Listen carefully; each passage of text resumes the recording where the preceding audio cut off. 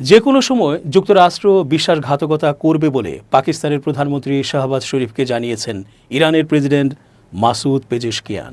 টেলিফোনে দুজনের মধ্যে বিভিন্ন বিষয় নিয়ে আলোচনা হয়েছে বলে জানিয়েছে ইরানি বার্তা সংস্থা মিজান নিউজ।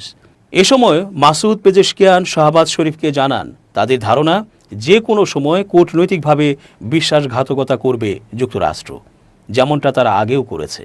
এছাড়া যুদ্ধবিরতি ও আলোচনা চলার সময়ও যুক্তরাষ্ট্র গুন্ডামিমূলক ও অযৌক্তিক আচরণ করছে বলে শাহবাজকে বলেন পেজেশকিয়ান।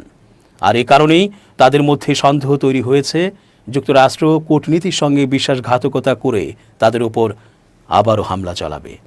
এর সঙ্গে মার্কিনীদের এসব আচরণ তাদের মধ্যে আরও সন্দেহ তৈরি করেছে যে তারা আলোচনাকে এতটা গুরুত্ব দিচ্ছে না। এ টেলিফোন আলাপের পর পাকিস্তানের প্রধানমন্ত্রী যে বিবৃতি দিয়েছেন, সেখানে ইরান ও যুক্তরাষ্ট্রের দ্বিতীয় ধাপের আলোচনার বিষয়টি উল্লেখ করা হয়নি।